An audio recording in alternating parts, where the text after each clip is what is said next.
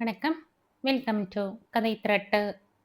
இந்த வீடியோல நம்ம என்ன கதை கேட்க போறோம்னா, முள்ளில்லா ரோஜா கதையின் 3வது பகுதி. நம்ம சேனலை இதுவரைக்கும் சப்ஸ்கிரைப் பண்ணாதவங்க சப்ஸ்கிரைப் பண்ணுங்க. பக்கத்துல இருக்கிற பெல் ஐகானை கிளிக் பண்ணி ஆல்ங்கிற ஆப்ஷனை ப்ரெஸ் பண்ணுங்க. ஸோ தட் நான் போடுற கதைகளை உடனுக்குடனே நீங்க கேட்கலாம். வாங்க கதைக்குள்ள போகலாம். அதுவரை சிலையாய் சமைந்திருந்த மாணிக்கம், ஏன் அவ ஓடி போய் செய்துக்கிற கல்யாணத்துக்கு நீ போய் அட்சதை போட்டு ஆசீர்வாதம் செய்ய போறியா? போ, அப்படியே போயிடு, திரும்ப வீட்டுக்குள்ள வராத என்று ஆவேசம் வந்தாற் போல இறைந்தார்.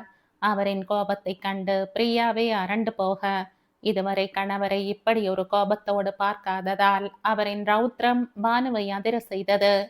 அங்கிருந்த சூழ்நிலையைக் கண்டு பிரியா அவர்களிடமிருந்து வந்த வேலை முடிந்து விட்டது என விடை பெற்று கொண்டு செல்ல, பானு மெதுவாக, என்னங்க, எது எப்படி இருந்தாலும் அவ நம்ம பொண்ணுங்க.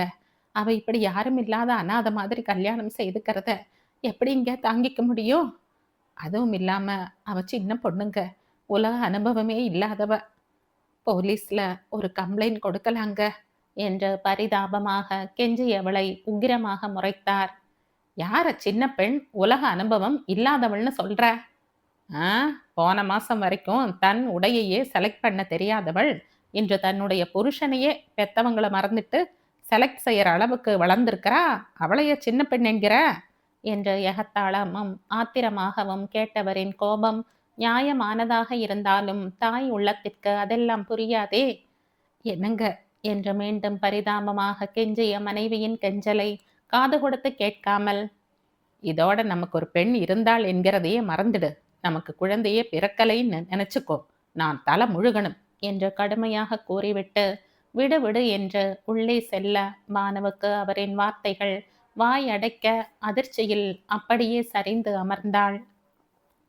வெயிலில் வேர்க்க விறுவிறுக்க அழகு நிலையத்தின் உள்ளே நுழைந்தவரை கண்டதும், வாங்க அங்கிள், எப்படி இருக்கீங்க? ரொம்ப பிஸி போல இருக்கு. ரொம்ப நாளா இந்த பக்கம் உங்களை காணல என்று விஸ்வத்தை வரவேற்றாள் சுஜி. அப்பப்பா, என்னமா வெயில் கொளுத்துது என்றவாறே அங்கிருந்த சோஃபாவில் அமர, அவருக்காக ஏசியை அதிகமாக்கி வைத்துவிட்டு குடிப்பதற்கு கூல் ட்ரிங்க்ஸ் வாங்கி வர சொன்னாள். கொஞ்சம் தன்னை ஆசுவாசப்படுத்தி கொண்ட விஸ்வம், ஏம்மா, என்னை உடனே பார்க்கணும்னு நேற்று ஃபோன் செஞ்ச, ஏதாவது பிரச்சனையாம்மா என்று கேட்டுவிட்டு, கோயம்புத்தூரில் படிக்கிற என் பையனுக்கு எக்ஸாம் ஃபீஸ் கட்டுறதுக்காக அவசரமாக அங்கே போயிட்டேன். அதாம்மா நீ கூப்பிட்டப்போ என்னால் வர முடியல. சொல்லுமா, என்ன விஷயம்? உங்கள் அப்பா ஏதாவது அவன் பொண்டாட்டி பேச்சு கேட்டுக்கிட்டு உங்ககிட்ட பிரச்சனை செஞ்சானா என்று சற்று கோபமாக கேட்டார். சுஜி அவசரமாக, ஐயோ அங்கிள், ஒரு பிரச்சனையும் இல்லை, ஒரு நல்ல விஷயத்தை பற்றி சொல்லத்தான் உங்களை கூப்பிட்டேன் என்று கூற, என்ன என்று கேள்வியாக பார்த்த அந்த அன்பு மனிதரிடம் விஷயத்தை சொல்ல முடியாமல் தடுமாறி முகத்தில் நாணம் வந்து சூழ்ந்து கொள்ள, அனுபவஸ்தரான அந்த மனிதருக்கு சுஜி சொல்லப்போகும் விஷயம் என்னவாக இருக்கும் என்று புரிந்து கொள்ள முடிந்தது. அவளின் வெட்கத்தை கண்டு சந்தோஷமாக சிரித்து, என்ன சுஜிமா, இப்பவே உன் முகத்துல கல்யாண கலை வந்துருச்சே, அப்படின்னா உன் விஷயம் பிரஜித்திடம் ஓகே ஆயிடுச்சுன்னு சொல்லு என்று அவளை நையாண்டி செய்ய, சுஜிக்கு அவரின் கேலியில் மேலும் ரத்தம் என முகம் சிவந்தது. அங்கிள், ப்ளீஸ் கிண்டல் பண்ணாதீங்க என்று சிணுங்கிவிட்டு பிரஜித் அவர் வீட்டுக்கு அழைத்து போய் அவர் அம்மாவுக்கு அறிமுகம் செய்து வைத்தார். அங்கிள், கோடீஸ்வரங்க என்ற எந்த பந்தாவும் இல்லாமல் அவங்க என்னிடம் காட்டிய அன்பும் அவங்க எளிமையும் எனக்கு ரொம்ப ஆச்சரியமா இருந்தது. She is a gem of a person uncle. அது மட்டும் இல்ல, பிரஜித்தின் அப்பா அந்த சமயத்தில் இல்லை என்பதற்காக என்னிடம் அவங்க மன்னிப்பு கேட்ட விதம், இதெல்லாம் இன்னும் கூட எனக்கு ஆச்சரியமா இருக்கு அங்கிள். நான் சந்திச்சது ஒரு மனுஷியை இல்லை, ஒரு தேவதையை என்று கண்கள் விரிய ஆர்வமாக சொல்லி கொண்டு வந்தவள் விஸ்வத்தின் கண்களில் தெரிந்த சிரிப்பை கண்டு பேச்சை நிறுத்தி, என்ன அங்கிள் என்று வெட்கத்துடன் கேட்டாள். ஒண்ணுமில்லம்மா, உன்னை இந்த மாதிரி பார்க்கணும்னு எத்தனை நாள் ஆசைப்பட்டிருக்கேன் தெரியுமா? அது இன்னைக்கு நடக்கும்போது எனக்கும் உன் சிரிப்பு தொத்திக்கிச்சு ஜுஜிம்மா என்று மீண்டும் வாய்விட்டு சிரித்தார். சரிம்மா, பிரஜித்தின் அம்மா உங்க கல்யாணத்துக்கு சம்மதம் சொன்னாங்களா என்ற விஷயத்திற்கு மீண்டும் வர, ஆமாம் அங்கிள், அவங்களுக்கு என்ன ரொம்ப பிடிச்சு போச்சு. பிரஜித் அப்பா கிட்ட பேசிட்டு பிரஜித்திடம் எப்போதும் முறைப்படி பெண் பார்க்க வருகிறோம்னு சொல்லி அனுப்புகிறேன்னு சொன்னாங்க என்ற வெட்கமும் பெருமையும் கண்களில் மின்ன சொன்னவளை வாஞ்சையுடன் அவளின் தலையை தடவினார். உன்னை யாருக்காவது பிடிக்காம போகுமாம்மா? அப்படி உன்னை பிடிக்கலைன்னா அவங்களுக்கு கண் இல்லைன்னு அர்த்தம் என்ற அவரின் வார்த்தைகள் அதுவரை சிரித்த முகத்துடன் இருந்த சுஜியை வாடி போக வைத்தது. அந்த மேதை பெண்ணின் முக வாட்டத்தை கண்டு பதட்டத்துடன் என்னம்மா என்று விசாரிக்க, அப்புறம் ஏன் அங்கிள், என் சித்திக்கு என்ன பிடிக்காம போச்சு? அவங்களுக்காகத்தான் அவங்களுக்குத்தான் நல்லா கண் தெரியுமே என்று மிகவும் இன்னசென்ட்டாக கேட்ட பெண்ணின் கண்ணில் கண்ணீர் கசிவதை காண சகிக்காமல், ஆஹா, நான் சொன்னது மனிதர்களை பற்றி, மிருகங்களை பற்றி அல்ல என்றார் காட்டமாக. சரிம்மா, நீ ஏதோ என்கிட்ட சொல்ல வந்தியே, அதை சொல்லு என்று ஞாபகப்படுத்த கண்களை துடைத்து கொண்டு, ரஜித்தை பத்தி அப்பா கிட்ட சொல்லணும் அங்கிள் என்று அவர் முகத்தை பார்க்க அவள் சொன்ன விஷயத்தை உள் வாங்கிக் கொண்டு யோசனையாக முகவாயை தேய்த்தார். சுஜி, எனக்கு என்ன யோசனைன்னா, இப்போதைக்கு ரங்கங்கிட்ட எதுவும் சொல்ல வேண்டாம்னு நினைக்கிறேன். முதல்ல பிரஜித்தின் வீட்டில் இருந்து எப்போது பெண் பார்க்க வருகிறார்கள்னு சொல்லட்டும், அந்த நெருக்கடியில் சொல்லிக்கலாம் என்று தன் கருத்தை சொல்லிக் கொண்டு வந்தவர் சுஜியின் புரியாத பார்வையை கண்டு, என்னம்மா, எதுக்குன்னு புரியலையா என்று கனிவாக கேட்டார். ஆமாம் என்ற அவளின் தலையாட்டலை தொடர்ந்து, சுஜிமா, இப்ப நாம உன் கல்யாண விஷயத்த அவங்கிட்ட பேசினா அவன் ஏதாவது ஒரு சந்தர்ப்பத்துல அந்த ராட்சசி கிட்ட உளறி வச்சிடுவான். அவள்தான் கூனியாச்சே, ஏதாவது செஞ்சு உன் கல்யாணத்தை நிறுத்திடுவா. அதனால முதல்ல பிரஜித்திட்ட இருந்து நல்ல விஷயம் வரட்டும், அப்புறம் நான் பார்த்துக்கிறேன், இதை பத்தி நீ கவலைப்படாத என்று அவளுக்கு மிகவும் மென்மையாக எடுத்து கூற புன்னகையுடன் சம்மதித்தாள். சிறிது நேரம் அவளிடம் மற்ற விஷயங்களை பேசிவிட்டு கிளம்பிய விஸ்வம் வெளியே செல்வதற்கு முன், உன்னை ஆன்டி பார்க்கணும்னு சொன்னா, நேரம் கிடைச்சா வந்துட்டு போமா என்று விடை பெற்று செல்ல மெல்லிய தலையசைப்பில் விடை கொடுத்தாள். தான் கொண்ட காதலால் சுயநலத்துடன் பெற்றவர்களை மறந்து பெண் ஓடிப்போனதால் கடவுளால் ஆசிர்வதிக்கப்பட்ட அந்த இனிய குடும்பம் சிதைந்து போனது. மகள் போனதில் இருந்து வீட்டில் இருந்த சந்தோஷமும் அவளுடன் சென்ற மாதிரியே வீட்டை சூன்யம் சூழ்ந்து கொண்டது. மாணிக்கம் வெளியே தலை காட்ட முடியாமல், அவமானத்தில் யாரையும் சந்திக்க முடியாமல், நேருக்கு நேர் நின்று பேச முடியாமல் ஓடி ஒளிய, அப்படியும் வம்பு பேசுவதற்கென்றே பிறந்த சில நல்ல உள்ளங்கள் அவரை வேண்டுமென்றே தேடி வந்து அக்கறையாக துக்கம் விசாரிப்பது போல, காக்கை எருதுவின் புண்ணை அழகால் கொத்தி காயப்படுத்துவது போல அவர்கள் மாணிக்கம் தம்பதியை காயப்படுத்தி எள்ளி நகையாட இருவரும் ஓய்ந்து போனார்கள். என்னதான் கம்பீரமான ஆம்பளையாக இருந்தாலும் விதியின் திருவிளையாடல்களால் மாணிக்கம் மனம் ஒடிந்து போக, பானுவோ பெண்ணின் அருமை பெருமையான செயலால் உடலால் நடிந்து போனாள். சரியாக சாப்பிடாமல் சிரிப்பு என்பதையே மறந்து எப்போதும் விட்டத்தையே வெறித்து கொண்டிருந்த மனைவியின் நிலையை கண்டு பயந்து, இனியும் எங்கேயே இருந்தால் தன் துணையையும் இழந்து விடுவோமோ என்ற பயம் அவரை ஆட்கொள்ள திருச்சியை விட்டு சென்னை போவதென முடிவெடுத்தார். அதன்படி எல்லா ஏற்பாடுகளையும் செய்துவிட்டு சென்னையில் இருந்த ஒரு நண்பருக்கு எப்போது வருகிறோம் என்று போனில் சொல்லிக் கொண்டிருந்தவர் வாசலில் நிழலாடுவதைக் கண்டு போனை வைத்துவிட்டு யாரென்று பார்த்ததும் கோபத்தில் ரத்தம் ஜிவ் என்று தலைக்கேறியது. பானு, பானு என்ற கணவரின் கோபக்குரல் கேட்டு பூஜை அறையில் இருந்து வெளியில் வந்தவள் வாசலில் தன் அருமை மகளை கண்டதும் அவளையும் அறியாமல் பாசத்தில் கண்கள் ஊற்றெடுக்க, சங்கீதா என்று அவளை நோக்கி சென்ற மனைவியை கை நீட்டி தடுத்தார். யார் இவங்க, எதுக்காக இங்க வந்தாங்கன்னு கேள், இன்னும் உயிரோட இருக்காங்களா இல்ல செத்தாங்களான்னு பார்க்க வந்தாங்களா என்ற கணவரின் கோபமான வார்த்தைகள் பானுவை நிலை குலைய வைத்தன. என்னங்க, என்னென்னமா பேசுறீங்க, என்ன இருந்தாலும் அவ நம்மோட பெண், நம்ம ரத்தம், இப்படி வீட்டுக்கு வந்த பெண்ணை வாசல்லையே நிக்க வச்சு பேசுறீங்களே என்று அழுகையுடன் கெஞ்சியவளை தீயாய் உறுத்து விழித்தார். என்ன பானு இவ, என்னமோ நம்ம ஆசிர்வாதத்தோட சந்தோஷமா கல்யாணம் செஞ்சுட்டு போன மாதிரியும், நான் என்னமோ இவளை வெளியில நிக்க வச்சு கேள்வி கேட்ட மாதிரியும் இல்ல இருக்கு உன் பேச்சு என்று மிக மிக நக்கலாக கேட்டவர், இவள் செஞ்சதெல்லாம் மறந்துட்டியா, இல்ல நீயும் நானும் அனுபவிச்ச அவமானங்கள் எல்லாம் உனக்கு மறந்து போச்சா? எங்க போனாலும் அவ்வளவு ஏன், வீட்டிலையே அடைஞ்சு கிடந்தாலும் தேடி வந்து உன் பொண்ணு ஓடி போயிட்டாளாமேன்னு எள்ளி நகையாடுறாங்களே, அதை மறந்துட்டியா? தோ உரு கொலைஞ்சு போய் கிடக்கிறையே, இதுக்கு என்ன காரணம்னு மறந்து போச்சா என்ற அவரின் ஆவேசமான கேள்விகளுக்கு தகுந்த பதில் சொல்ல முடியாமல் வாய் அடைத்து போனாள். அதுவரை எதுவும் பேசாமல் விஜயுடன் தலை குனிந்து நின்றிருந்த சங்கீதா முன் வந்து, டாடி, நாங்க செஞ்சது தவறுதான். உங்களோட கோபத்தை எங்களால புரிஞ்சுக்க முடியுது.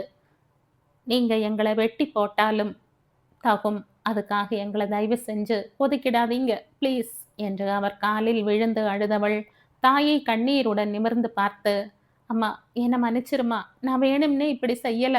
என் மேல அசாத்திய நம்பிக்கை வச்சிருந்த உங்ககிட்ட என் காதல சொல்ல தைரியம் வரல. அதான் இப்படி ஒரு தவறு செஞ்சுட்டேன் என்று அழுதவளை அவள் செய்த தவறுகளை எல்லாம் மறந்து நெஞ்சோடு தூக்கி அணைத்து கொள்ள அந்த வேதை உள்ளம் துடித்தது.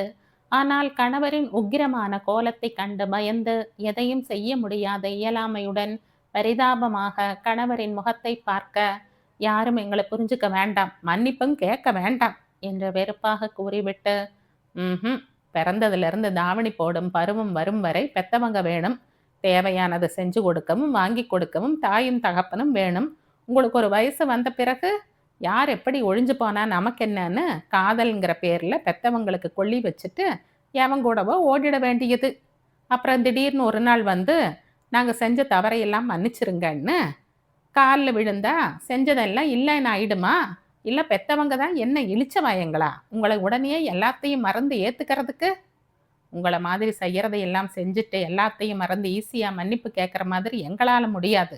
அப்படி மன்னிக்கிறதுக்கு நாங்க மகாத்மா இல்லை, வெறும் ஆத்மாக்கள் என்று ஆத்திரமும் கேலியுமாக பேச பேச பானுவுக்கு கணவரின் வலியை நினைத்து அழுவதா, அருமை பெருமையாய் பெற்று சீராட்டி வளர்த்த மகளை ஏற்றுக்கொள்ள முடியாத நிலையில் இருப்பதை நினைத்து அழுவதா என்று தெரியாமல் பரிதவித்து போனாள். அதுவரை அவர் பேசுவதை தலை குனிந்து நின்று கேட்டு கொண்டிருந்த விஜய் கீழே விழுந்து அழுது கொண்டிருந்த மனைவியை தூக்கியபடி, சாரி அங்கிள், உங்க கோபம் நியாயமானதுதான். நாங்க செஞ்ச தவறு சாதாரணமானது அல்ல. நான் குத்தாலத்துல உங்க குடும்பத்தை பார்த்து பழகின போதே நீங்க காட்டின அன்பும் அக்கறையும் என்னை நெகிழ வச்சது.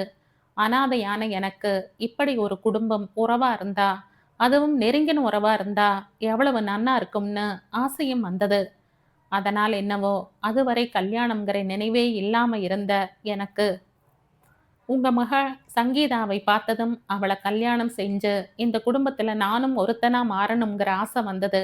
நீங்க ஊர் திருப்பின பிறகு உங்க ஞாபகம் எனக்கு அதிகமாக நீங்க கொடுத்த முகவரியை வச்சு இங்க வந்து சங்கீதாவை சந்திச்சேன் என்றதும் மாணிக்கத்தின் முகத்தில் வெறுப்பு தாண்டவமாடியது. அப்கோர்ஸ் நான் செஞ்சது தவறுதான். முறைப்படி உங்களைத்தான் சந்திச்சிருக்கணும். ஆனா என் மனசு சங்கீதாவை தேடி போச்சு.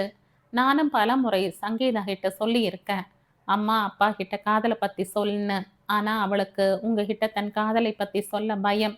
அதனால அப்புறம் சொல்றேன்னு தள்ளி போட்டுக்கிட்டே வந்தா என்றதும் பெரியவரின் பார்வை, நீ அவ்வளவு நல்லவனா என்று கேலியாக நோக்க கண்களோ குளம் கட்டின. அவன் தொடர்ந்து, உங்ககிட்ட எங்க காதலை பத்தி சொல்லி கல்யாணத்துக்கு சம்மதம் கேட்கலாம்னு இருந்த சமயத்துல என்று தயங்கி நிறுத்த, அதுவரை எரிச்சலாக அவன் பேசுவதை கேட்க பிடிக்காமல் பார்வையை எங்கோ பதித்தவர் அஸ்வாரஸ்யமாக கேட்டு கொண்டிருந்தவர் விஜயின் முகத்தை கேள்வியாக நோக்கினார். அவர் பார்வையின் தீர்க்கத்தை தாங்க முடியாமல் தலையை குனிந்தபடி, 2 பேரும் நெருங்கி பழகினதால என்று தடுமாறியவன், சங்கீதா கன்சீவ் ஆனதால உடனேயே கல்யாணம் செய்ய சொல்லி சங்கீதா தான் என்ன நெருக்கிட்டா. நாங்க செஞ்சது தப்பு தான். ஆனா அது ஒரு வேகத்துல நடந்துட்டது. இப்பதான் புரியுது நாங்க செஞ்சது இமாலய தவறுன்னு. இப்ப கூட சங்கி உங்களை பார்க்க பயந்தா. நான் தான் எது நடந்தாலும் அதை ஏத்துக்கிட்டு தான் ஆகணும்னு தைரியம் சொல்லி அழைச்சுக்கிட்டு வந்தேன் என்ற ஒரு வழியாக சொல்லி முடிக்க, பானுவுக்கு தன் மகள் கருவுற்றிருக்கிறாள் என்ற செய்தியை கேட்டதும் அதுவரை ஜீவனே இல்லாத கண்ணில் உயிர் வர ஆர்வமாக மகளின் முகத்தை நோக்கினாள். காலிங் பில் சத்தம் கேட்டு மதிய சாப்பாட்டை முடித்து கொண்டு தன் இரட்டை சரீர உடம்பை அப்போதுதான் கட்டிலில் சாய்த்த ராணி, சே, யாரது இந்த வேலை கட்ட வேலையில நிம்மதியா தூங்க கூட விடமாட்டேங்கிறாங்களே என்று புலம்பியபடி கதவை திறந்து, யாரையா நீ, உனக்கு என்ன வேணும் என்ற யாரென்று தெரியாத அந்த புதியவரிடம் பாய்ந்தாள். அம்மா, நான் புரோக்கர்மா. ரங்கன் சார் என்கிட்ட பெண்ணுக்கு நல்ல வரன் கொண்டு வர சொல்லி இருந்தார். நானும் ஒரு பிரான்ஸ் மாப்பிள்ளைய கொண்டு வந்தேன். ஆனா இதுவரைக்கும் அவர்கிட்ட இருந்து எந்த பதிலும் இல்ல. மாப்பிள்ளை வீட்ல என்னை நச்சரிக்கிறாங்க. அதான் சாரை பார்த்துட்டு போகலாம்னு வந்தேன் என்ற ஒரே மூச்சில் தான் வந்த விஷயத்தை சொல்ல சொல்ல ராணியின் வயிறு தீ அணைப்பு படையே வந்தாலும் அணைக்க முடியாத அளவுக்கு பொறாமையில் எரிந்தது. என்னிடம் சொல்லாமல் மூத்தாளுடைய பெண்ணுக்கு மாப்பிள்ளை, அதுவும் பிரான்ஸ் மாப்பிள்ளை பார்க்கிறாரா? எவ்வளவு நெஞ்சு அழுத்தம் அந்த ஆளுக்கு! வரட்டும், அவனை ஒரு கை பார்க்கிறேன் என்ற கணவரை மிகவும் மரியாதையாக விழித்து மனதனுள் கருவினாள் அவருடைய ஆசை மனைவி. தன் நல்ல எண்ண ஓட்டங்களை வெளிப்படுத்தாமல் புரோக்கரிடம் மிகவும் நல்ல பெண்மணி போல, ஓ ஆ ஆமாமா, என்கிட்ட கூட சொல்லிக்கிட்டே இருந்தார். நான் தான் மறந்து போயிட்டேன். அவர் இன்னும் ஆபீஸ்ல இருந்து வரல. நீங்க உள்ள வாங்க என்று அழைத்து அமர வைத்து அவரை உபசரித்தாள். ஐயா, நீங்க கொண்டு வந்த வரன் நல்ல வரன்தான். ஆனா என்ன செய்யறது? எங்க பெண்ணுக்கு பிடிக்கலையே. அவளுக்கு உள்ளூர்லயே மாப்பிள்ளை வேணுமாம். அதனால நீங்க இங்கேயே ஏதாவது நடுத்தர குடும்பமா இருந்தாலும் போதும், கொண்டு வாங்களேன் என பச்சை சிரிப்பு சிரித்து கொண்டு சொன்னவளை யோசனையாக ஏறிட்டு பார்த்தார் புரோக்கர். என்னம்மா நீங்க, எல்லாரும் தங்கள் பெண்ணுக்கு வெளிநாட்டு மாப்பிள்ளை அமையாதான்னு ஆசைப்படுவாங்க. நீங்க என்னடான்னா வலிய வர சீதேவியை வேண்டாம்னு சொல்றீங்க என்று சொல்லி முடிப்பதற்குள், யோ, என் பெண்ணுக்குத்தான் பிடிக்கலைன்னு சொன்னனே, அப்புறமும் என்ன? கிளிப்பள்ளிக்கு சொல்ற மாதிரி சொன்ன விஷயத்தையே கீறல் விழுந்த ரெக்கார்ட் மாதிரி சொல்லிக்கிட்டே இருக்க என்று புரோக்கர் மேலே பாய அந்த மனிதர் சற்று அரண்டுதான் போனார். இதுவரை கிடைத்த மரியாதையே போதும் என்று நினைத்தாரோ என்னவோ. சரிம்மா, உங்க இஷ்டம் என்று எழுந்து சென்றவரை அழைத்தாள். இப்ப என்ன சொல்ல போகுதோ என்று பயத்துடன் திரும்பியவரை சமாதானப்படுத்தி கையில் ஒரு 100 ரூபாயை அழுத்தி, எங்க சொந்தத்துல மாப்பிள்ளை இருக்கு, நீ எதுவும் கொண்டு வர வேண்டாம் என்று அவரை அனுப்பி வைத்துவிட்டு கணவரின் வருகைக்காக ஆத்திரத்துடன் காத்திருந்தாள். இந்த இடம் அமைஞ்சிருந்தா 2 இடத்துல இருந்தும் கொஞ்சம் காசு பார்த்துருக்கலாம். கொண்டு வந்த மாப்பிள்ளைய பத்தி பேசினாலே அந்த அம்மா இப்படி பத்திரகாளி மாதிரி ஆட்டம் போடுது என்று முனகிக் கொண்டே சைக்கிளை மிதித்து கொண்டு சென்று கொண்டிருந்தவர் எதிரே விஸ்வத்தை கண்டு சைக்கிளில் இருந்து இறங்கினார். என்னையா பொன்னுசாமி, உனக்குள்ள புலம்பிக்கிட்டே வர்ற? வீட்டில் சாப்பாடு போட மாட்டேன்னு சொல்லிட்டாளா உன் பொஞ்சாதி என்று சிரிப்புடன் கேட்டவரை நோக்கி, அட நீங்க வேறங்க, நேரங்காலம் தெரியாம கேலி பண்றீங்க என்று ஆலத்து கொண்டார் புரோக்கர். என்னையா புரோக்கர், இன்னைக்கு சலிப்பு ஜாஸ்தியா இருக்கு. என்ன, யாராவது கமிஷன் தராம ஏமாத்திட்டாங்களா என்று மீண்டும் கேலி செய்தார் சிரிப்புடன். பின்ன என்னங்க, உங்க நண்பர் ரங்கன் தான் பொண்ணுக்கு நல்ல வரனா கொண்டு வான்னு சொன்னார். அவர் மனைவி வரனே தேவையில்லை, எங்க சொந்தத்திலேயே பையன் இருக்கான்னு சொல்றாங்க. இவங்க 2 பேர் அடிக்கிற கூத்துல எனக்கு 2 பக்கமும் கமிஷன் போச்சேங்கிற கவலை தான் என்று அவருடைய பிரச்சனையை கூற விஸ்வத்திற்கு சகலமும் புரிந்து போனது. ஸோ சுஜிக்கு மாப்பிள்ளை பார்க்குற விஷயம் பத்திரகாளிக்கு தெரிஞ்சுட்டதா? அதை தடுக்க இப்போ சகுனி வேலை பார்க்குறாளா? இருக்கட்டும் இருக்கட்டும், இதுவும் நல்லதுக்குத்தான், நான் கவனிச்சுக்கிறேன் என்ற அவரின் யோசனையில் குறுக்கிட்டான் புரோக்கர். என்ன சார், நான் பாட்டுக்கு பேசிக்கிட்டே இருக்கேன், நீங்கள் ஏதோ யோசனையில் இருக்கீங்க. சரி, நான் கிளம்புறேன். மேலும் 2 இடம் போனாதான் ஏன் பழப்பு ஓடும் என்று சைக்கிளில் ஏற, சரி நீ போ, நான் அப்புறமா உங்ககிட்ட பேசுகிறேன் என்று தன் பைக்கை சீர விட்டார். மணி 8 ஆகியும் இன்னும் இழுத்து போர்த்து தூங்கிக் கொண்டிருந்த கணவனை தன்னை மறந்து புன்னகையுடன் பார்த்து கொண்டிருந்த சங்கீதாவின் கையை பிடித்து இழுக்க தன் மீது சரிந்தவளை இறுக அணைத்து, என்ன சங்கி, இன்னைக்கு ரொம்ப சந்தோஷமா இருக்க போல இருக்க என்று அவள் மூக்கோடு மூக்கை வைத்து தேய்த்தபடி கேட்டவனின் தலைமுடியை கையால் அலைந்தாள். ஆமாம் விஜய், நான் உங்களை காதலிச்ச நேரத்தில் அது சந்தோஷமாக இருந்தாலும் அம்மா அப்பா கிட்ட மறைக்கிறோமேங்கிற உறுத்தல் இருந்தது. அதுவும் அவங்களுக்கு தெரியாமல் கல்யாணம் செஞ்சுக்கிட்ட எனக்கு நீங்கள் சொர்க்கத்தையே காட்டினாலும் பெத்தவங்களை நோகடிச்சிட்டேனேங்கிற கஷ்டம் அதிகமாகவே இருந்தது. ஆனால் அவங்க கிட்ட நேரடியாக போய் பேசவும் பயமாக இருந்தது. நீங்கள் கொடுத்த தைரியத்தில் தான் அம்மா அப்பாவையே பார்க்க வந்தேன். இப்போ அப்பா இன்னும் நம்ம மேலே கோபமாக இருந்தாலும் அம்மா பரிபூரணமா நம்ம ஏத்துக்கிட்டாங்க. எனக்கு இப்பத்தான் மனசுக்கு நிம்மதியா இருக்கு என்றபடி கண் மூடி அவன் மார்பில் நிம்மதியாக சாய்ந்தவளை ஒரு கோணல் சிரிப்புடன் அணைத்து கொண்டான். சங்கி, மாப்பிள்ளை எழுந்துட்டாரா என்ற தாயின் குரல் கேட்டு அவசரமாக அவனிடமிருந்து விலகியவள், சரிங்க, நேரமாச்சு, எழுந்துருங்க. ஏதோ இன்னைக்கு ஒரு இன்டர்வியூ இருக்குன்னு சொன்னீங்களே என்று அக்கறையாக கேட்டவளின் கையை பிடித்து தடவிக்கொண்டே, ச்சு, இன்னைக்கு காலையிலேயே இப்படி ஒரு தரிசனம் தந்து வெளியில போற மூடை கெடுத்துட்ட. எனக்கு இப்ப ரொமான்ஸ் மூடு தான் இருக்கு என்ற கண்ணடித்தவனின் கன்னத்தில் மென்மையாக தட்டினாள். அதெல்லாம் அப்புறம் பார்த்துக்கலாம். நீங்க முதல்ல இப்ப கிளம்புங்க என்று அவனை எழுப்பி முதுகில் கை வைத்து தள்ள சிணுங்கினான். சங்கி, அவசியம் நான் இப்போ இன்டர்வியூவுக்கு போய்த்தான் ஆகணுமா என்ற கொஞ்ச என்ன விஜய் இப்படி கேட்குறீங்க? என்னால தான் நீங்க முதல்ல பார்த்துக்கிட்டு இருந்த வேலையை விட்டீங்க. இந்த வீட்டுக்கு வந்து 1 மாசம் ஆகப் போகுது. இன்னும் நீங்க எந்த வேலையும் எடுக்காம இருந்தா நல்லாவா இருக்கும்? தோ என் வயித்துல வளர்ந்துகிட்டு இருக்கிற குழந்தை நாளைக்கு வெளியில வந்தா அதை நல்லபடியா நாம வளர்க்க வேண்டாமா? அதுக்கு பணம் வேண்டாமா? என்னதான் அப்பா அம்மா கொடுத்தாலும் நம்ம கையில பணம் இல்லாம இருந்தா நல்லா இருக்குமா? அதனால மூச் என்ற வாயில் ஒரு விரலை வைத்து அவளை அடக்க, ஓகே, உன் ஆசைய ஏன் கெடுப்பானேன்? நான் இன்டர்வியூக்கு போறேன் என்றபடி டவலை தூக்கி தோளில் போட்டபடி பாத்ரூம் நோக்கி சென்ற கணவனை பெருமையாக பார்த்தாள் சங்கீதா. டைனிங் டேபிளில் ஆபீஸுக்கு கிளம்பி சாப்பிட வந்தமர்ந்த கணவருக்கு டிஃபனை பரிமாறிக்கொண்டே பானு, என்னங்க, நீங்க ஆபீஸ்க்கு பைக்ல போறீங்களா இல்ல கார்ல போறீங்களா என்று விசாரித்தாள்.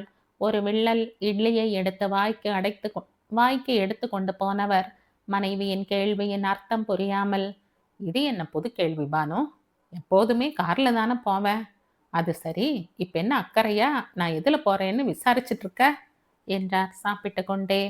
அது இல்லைங்க, மாப்பிள்ளைக்கு இன்னைக்கு இன்டர்வியூ. அதனால உங்க காரை இன்னைக்கு அவருக்கு கொடுத்தா கொஞ்சம் வசதியா இருக்கும், அதான் கேட்டேன் என்று தயங்கி தயங்கி விஷயத்தை சொல்லி முடிக்கவில்லை. அதற்குள் சாப்பிட்டு கொண்டிருந்த மாணிக்கம் தட்டில் இருந்து கையை உதறிவிட்டு எழுந்து பாக்கெட்டில் இருந்து கார் சாவியை எடுத்து டேபிளில் விசிறி அடித்து, தா கொண்டு போய் கொடு உன் மருமகனுக்கு என்று கோபமாக வாஷ் பேசினை நோக்கி சென்றவரின் பின்னாலே ஓடினாள் அவரின் தர்மபத்தினி. என்னங்க, நான் இப்ப என்ன சொல்லிட்டேன்னு இப்படி கோபப்படுறீங்க? உன் மருமகன்னு வேற பிரிச்சு பேசுறீங்க. ஏன் அவர் உங்களுக்கு மட்டும் மருமகன் இல்லையா என்று ஆதங்கமாக கேட்டவளை எரிச்சலாக பார்த்து, ஆமாண்டி, நல்ல நேரம் பார்த்து ஊரை கூட்டி மேளம் கொட்டி நம்ம ஆசீர்வாதத்தோட இந்த கல்யாணம் நடந்தது. அதான் இந்த குதி உதிக்கிற. பெருசா மருமகனா மருமகன், நீயே அவனை தலையில தூக்கி வச்சு ஆடு, என்னை எதுக்கும் கூப்பிடாத என்று கடுப்புடன் கையை கழுவிக்கொண்டு ஆபீஸ் பேங்கை தூக்கி கொண்டு வேகமாக வெளியில் சென்றார். கணவரின் கோபத்தில் முகம் சிரித்துவிட, கடவுளே, இவர் மனசை சீக்கிரம் நீதான் மாத்தணும் என்று முனகியபடி திரும்ப அறையின் வாசலில் கண்ணீரோடு நின்றிருந்த மகளை கண்டதும் வேதனையாக இருந்தது. ஒரு பெருமூச்சுடன் அவள் அருகில் சென்று, நீ ஒன்றும் தப்பா நினைக்காத சங்கி, உனக்கு அப்பாவை பத்தி தெரியாதா? ஏதோ கோபத்துல இருக்கார். உன் மேல உயிரையே வச்சிருந்தவர். இந்த கோபம் எல்லாம் எத்தனை நாளைக்கு? நீ கவலைப்படாத என்று அவளை சமாதானப்படுத்திவிட்டு, சரி, நீ போய் மாப்பிள்ளைக்கு டிஃபன் எடுத்து வை என்று கூறி அவள் கையில் கார் சாவியை கொடுத்துவிட்டு சமையல் அறைக்கு செல்ல, தன் மீது உயிரையே வைத்திருந்த தந்தைக்கு தான் செய்த துரோகத்திற்கு இது தேவையான ஒன்றுதான் என்று தன்னையே நொந்தபடி தாயை பின்தொடர்ந்து சென்றாள். அன்று வெள்ளிக்கிழமை என்பதால் பெரிய கோவிலுக்கு வந்திருந்த விஸ்வம் நுழைவாயிலில் இருந்த நந்தியை கும்பிட்டுவிட்டு உள்ளே சென்று விநாயகருக்கு நெய் விளக்கு போட்டுவிட்டு அண்ணாமலையார் சந்நிதிக்கு செல்ல உள்ளே சென்றவர் அண்ணாமலையாரை தரிசித்துவிட்டு சன்னதியில் இருந்து தங்கை நந்தினியுடன் வெளியே வந்த சுஜியை கண்டதும் முகத்தில் புன்னகை மலர அவளை நோக்கி சென்றார். ஆனால் சுஜி அவரை கவனிக்காமல் பிரகாரத்தை சுற்றி வந்து உண்ணாமலை சந்நிதியில் நுழைய, சரி, கோவிலை சுற்றி வரட்டும் என்று தன் வேலையை கவனிக்க சென்றவர் வேண்டுதலை முடித்துவிட்டு பிரகாரத்தில் வந்து அமர்ந்த பிறகும் கூட சுஜி வரவில்லை என்பதால் அவளுக்காக காத்திருந்தார். 10 நிமிடம் கழித்து வந்த சுஜி விஸ்வத்தை கண்டதும் புன்னகையுடன் நெருங்கி, எப்ப அங்கிள் வந்தீங்க, ஆன்டி வரலையா என்று விசாரித்தாள். அவளின் கேள்விக்கு பதில் சொல்லிவிட்டு, நான் கோயிலுக்கு வந்துட்டு அப்படியே உன்னை பார்க்க வரணும்னு இருந்தேன், நல்ல வேலை, நீயே இங்க இருக்க என்றவர் நந்தினியை நலம் விசாரித்து அவளிடம் பணத்தை கொடுத்து கோவில் பிரசாதம் வாங்கி வர சொல்லி அனுப்பினார். கேள்வியாக நோக்கிய சுஜியிடம், உன்கிட்ட தனியா பேசணும்னு தான் அவளை அனுப்புனேன். பிரஜித்திடமிருந்து கல்யாண விஷயமா நியூஸ் வந்ததா சுஜிமா என்றார் ஆவலுடன். அவரின் கேள்விக்கு இல்லை என்ற தலையசைத்துவிட்டு, நேத்து கூட பிரஜித் என்னை பார்க்க வந்திருந்தார் அங்கிள். ஆனா எதுவும் சொல்லலையே. நானா எப்படி அங்கிள் இதை பத்தி அவர்கிட்ட கேட்கறது என்று அவரிடம் பரிதாபமாக கேட்ட சுஜியின் நிலைமை அவருக்கு புரிய யோசனையில் ஆழ்ந்தார். ஓ என்று ஆழமாக யோசித்தவரை புரியாமல் பார்த்து, என்ன அங்கிள் அதுக்கு இப்படி யோசிக்கிறீங்க? இப்போ என் கல்யாணத்துக்கு என்ன அவசரம் அங்கிள்? மெதுவாகவே சொல்லட்டுமே என்று மிக இயல்பாக சொன்னவளை கூர்ந்து பார்த்தார். என்னம்மா இப்படி சொல்ற? உன் கல்யாணத்துக்கு உனக்கு வேணும்னா அவசரம் இல்லாம இருக்கலாம், ஆனா எனக்கு இருக்கு என்று கூறிவிட்டு, சரிம்மா ஒரு வாரம் வெயிட் பண்ணுவோம், அப்படியும் எந்த பதிலும் இல்லைன்னா நானே பிரஜித் கிட்ட கேட்குறேன் என்றவரை அவசரமாக இடைமறித்தாள். அங்கிள் அவர் ஊர்ல இல்ல, பிசினஸ் விஷயமா சிங்கப்பூர் போறதா சொல்லிவிட்டுத்தான் சென்றார். வர 1 மாசமாகும் என்ற தகவலை கூற, ஓ சரிம்மா, பிரஜித் வந்த பிறகே பேசிக்கலாம் எனும்போதே நந்தினி பிரசாதம் வாங்கி கொண்டு வர, சட்டென்று பேச்சை முடித்து கொண்டு விடை பெற்று கொண்டு செல்ல, எதுக்காக இப்படி அங்கிள் அவசரப்படுறாங்க என்று புரியாமல் பார்த்து கொண்டு நின்றவளின் யோசனையை தங்கையின் குரல் கலைத்தது. ஆனால் அடுத்த நாளே பிரஜித்தின் தாய் ஷியாமளாவே வரப்போகிறேன் என்ற எந்த அறிவிப்பும் இல்லாமல் சுஜியை நேரில் பார்க்க வர, சுஜியை ஒரு இனிய பரபரப்பு தொற்றிக்கொண்டது. திடீரென்று வந்து நின்ற ஷியாமளா தேவியை கண்டதும் சுஜிக்கு கை கால் புரியாமல் ஒரு நிமிடம் இனிமையாக அதிர்ந்தவள், வாங்க ஆன்டி, என்ன இது திடீர் சர்ப்ரைஸ் விசிட் என்று அன்பாக வரவேற்று அவரை அமர செய்து கூல்ட்ரிங்க்ஸ் கொடுத்து உபசரித்து, சொல்லியிருந்தா நானே வந்திருப்பனே என்றவளை கனிவாக பார்த்தாள். ஏன் சுஜி, நானெல்லாம் உன் பியூட்டி பார்லருக்கு வரக்கூடாதா என்ற ஒரு சின்ன சிரிப்புடன் கேட்டவளை புன்னகையுடன் பார்த்தாள். அப்படி எல்லாமே இல்லை ஆன்டி என்று அவர் எதிரில் அமர்ந்தவளை சங்கடமான பார்வையால் அளந்தவள். வந்த விஷயத்தை எப்படி ஆரம்பிப்பது என்று புரியாமல் கையில் இருந்த குளிர்பானத்தை துளி துளியாய் பருகி கொண்டிருந்தார். சிறிது நேரம் மௌனத்திற்கு பிறகு சுஜியே, என்ன ஆன்டி வந்ததிலிருந்து எதுவுமே பேசாம இருக்கீங்க? பிரஜித் ஃபோன் பண்ணாரா? நீங்க என்ன விஷயமா வந்தீங்கன்னு சொல்லவே இல்லையே என்று மென்மையாக அதே சமயம் வெட்கத்துடன் பேசினவளின் பார்வையை சந்திக்க திராணி இல்லாமல் அந்த பார்லரை நோட்டமிட்டாள். ஏன் ஆன்டி ஒரு மாதிரி நர்வஸா இருக்கீங்க என்று மீண்டும் அவளின் மௌனத்தை கலைக்க ஒரு அவஸ்தையான புன்னகையுடன், உன்னை போலவே உன் பார்லரும் மிகவும் அழகா எளிமையா இருக்குமா என்ற பேச்சை மாற்றி அவளை பாராட்ட, அவளின் பாராட்டை ஒரு சிறிய புன்னகையில் ஏற்றுக்கொண்டாள். அவளின் களங்கமில்லாத அந்த அழகிய புன்னகை ஷியாமளாவை எப்படி இவளிடம் இந்த விஷயத்தை சொல்வது என்று தவியாய் தவிக்க வைத்தது. அவளின் தவிப்பு சுஜிக்கு லேசு பாசாக புரிய அவளின் அருகில் வந்தமர்ந்து, என்னாச்சு ஆண்டி, ஏன் ஒரு மாதிரி இருக்கீங்க? உங்க முகத்துல ஏதோ குழப்பம் இருக்கு என்று கேட்டுக்கொண்டு வந்தவள் ஏதோ யோசித்தவளாக குரல் நடுங்க, ஆன்டி பிரஜித்துக்கு ஏதாவது என்று கேட்கும் போதே அவள் கண்களில் கண்ணீர் பூத்துவிட ஷியாமளா அவசரமாக மறுத்து அவளை தன்னோடு அணைத்து கொண்டாள்.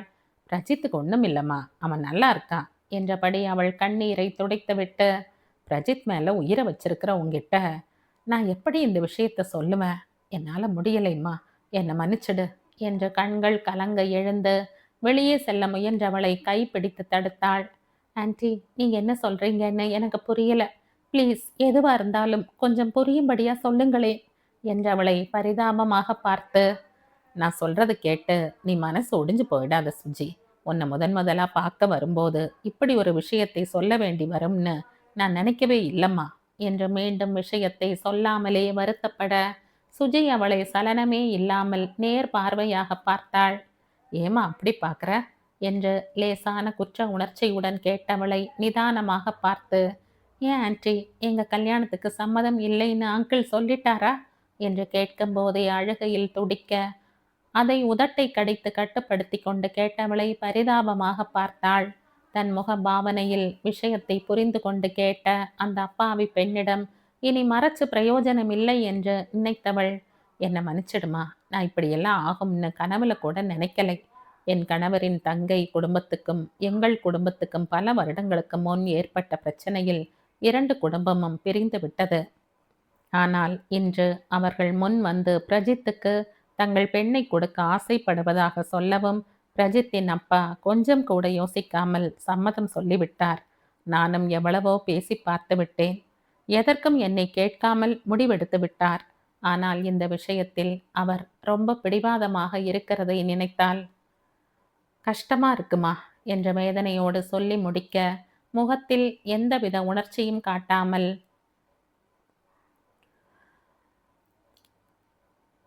முகம் எந்தவித உணர்ச்சிகளையும் காட்டாமல் ஜடம் மாதிரி அமர்ந்து கேட்டுக்கொண்டிருந்தவளை பார்க்க சொல்ல முடியாத வேதனை நெஞ்சை அழுத்தியது.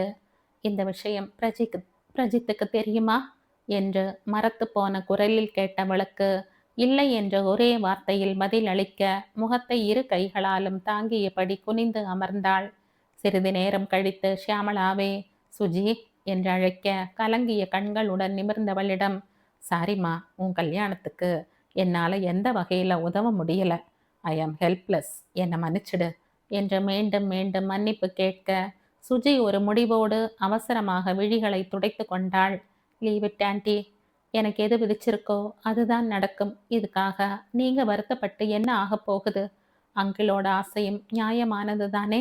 உறவுகள் பிரிந்து போனால் அதனுடைய வலி என்னன்னு எனக்கு நல்லாவே தெரியும்.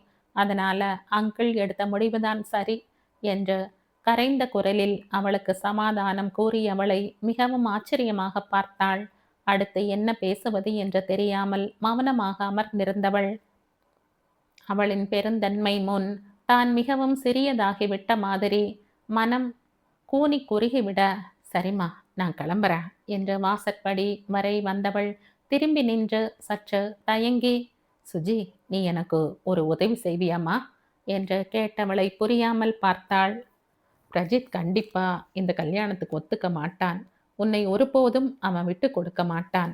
ஆனா அவனின் அப்பாவோ இந்த கல்யாணத்தை நடத்தாமல் விடமாட்டார். இதனால பெரிய பிரச்சனை ஆயிடுமோன்னு பயமா இருக்குமா, அதனால என்று தயங்கி பேச்சை நிறுத்தினாள்.